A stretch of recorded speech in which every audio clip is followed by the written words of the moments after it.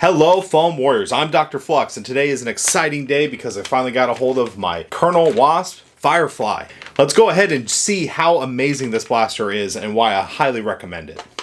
Let's jump right in.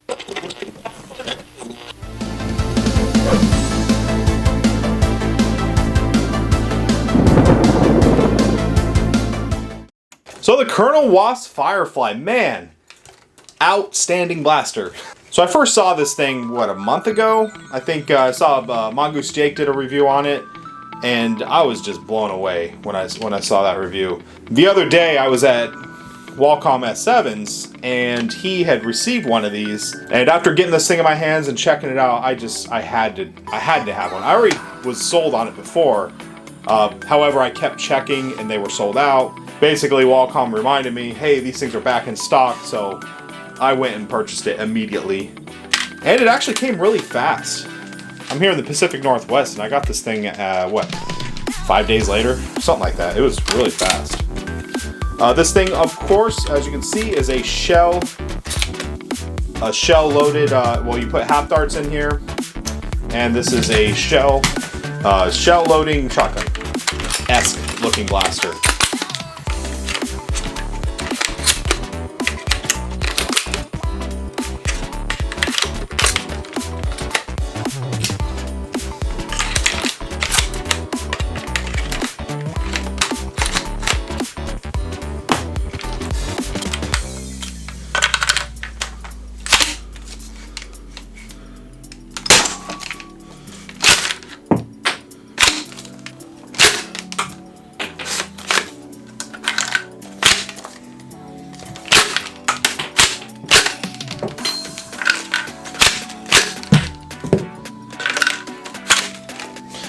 Very cool blaster.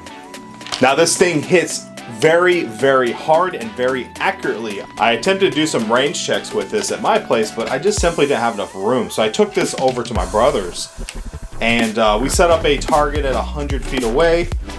And after kind of gauging it a bit, I was able to accurately hit that target. Pretty much, you know, a man-sized target at 100 feet. I then decided, hey, let's see what the range is on this. So we found another area that we could fire this thing off, and I pretty much gave it 175 feet. Here in this video, that tape measures at 175. After a few shots, I could tell this thing was going way over. Like, it was traveling way over the camera and just kept going. So after doing some close-up analysis, it turned out these things were shooting at 205 feet. I think the max one, and I think there was a few further than that I couldn't find. So, and they were clustered pretty well. So I had one at 197 feet, I had a couple at like 203, 205. So yeah, we can say this thing can easily clear 200 feet.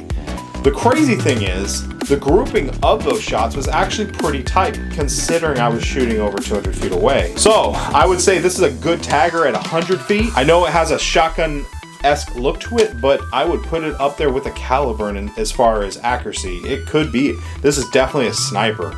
Now, a couple drawbacks to this blaster. Some might consider the shells being a drawback. They are a very cool aesthetic and probably not really needed.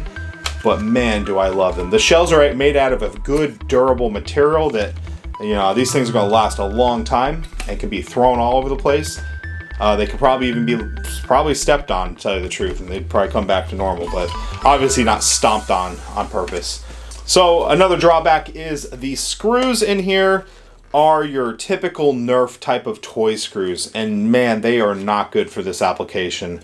I actually am going to take this apart and put in the things that you melt into the plastic and actually set the anchors in there.